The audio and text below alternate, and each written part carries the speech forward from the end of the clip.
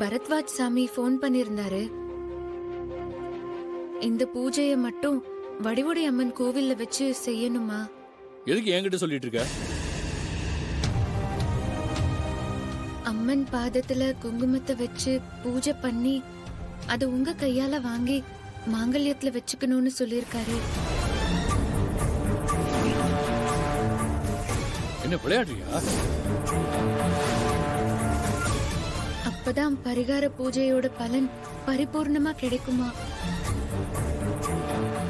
அதனால நீங்க நாளைக்கு ஒரு நாள் மட்டும் கோவிலுக்கு வந்தீங்கன்னா.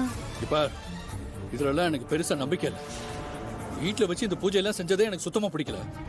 ஆனா வேற வழி இல்லாம நான் பொறுத்துக்கிட்டேன். இப்போ வந்து கோயிலுக்கு வரணும்னு சொல்றேன். அது இல்லங்க, நாளைக்கு ஒரு நாள் பூஜை மட்டும்தான். ஒரு 5 நிமிஷம் கோயிலுக்கு வந்தீங்கன்னா. நான் சொல்றது உனக்கு புரியுதா புரியலையா? தமிழ்ல தானே சொல்லிட்டு இருக்கேன். இப்போ வந்து எனக்கு கோயிலுக்கு வான்னு சொல்லிட்டு இருக்க. 1008 வேலை இருக்கு எனக்கு.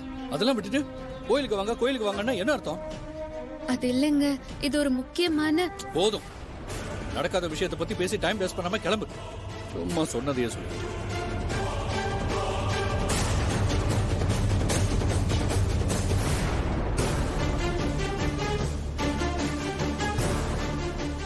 என்னது?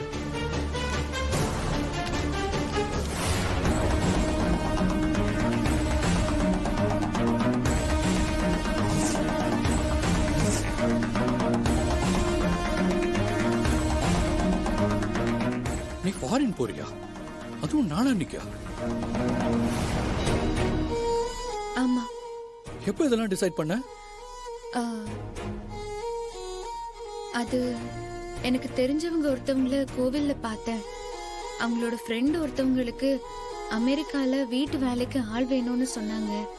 எப்படியும் பூஜை முடிஞ்சதும் நான் இங்க இருக்க போறது இல்ல.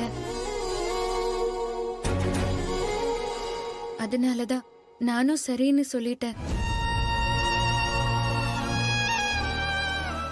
அவசரமா எனக்கு இந்த டிக்கெட் அவங்க ஏற்பாடு பண்ணி கொடுத்திருக்காங்க. அதுக்குதான் சொல்றேங்க, கடைசி பரிகார பூஜை முடிஞ்சதும் நான் இந்த வீட்ல இருக்க மாட்டேன். கிளம்பி போயிருவேன்.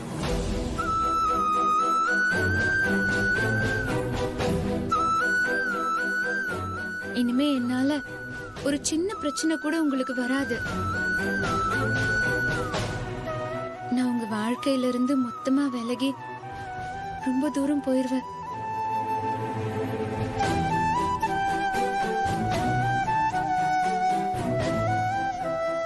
திவ்யா அக்காக்கும் உங்களுக்கும் சீக்கிரமே கல்யாணம் நடந்து 2 பேரும் சந்தோஷமா இருக்கணும். அத மட்டும்தான் நான் சாமி கிட்ட தினமும் வேண்டிட்டு இருக்கேன். உங்ககிட்ட நான் இது வரைக்கும் எதுவுமே கேட்டதில்ல. கேக்குறதுக்கான உரிமையும் இல்லைன்னு எனக்கு தெரியும்.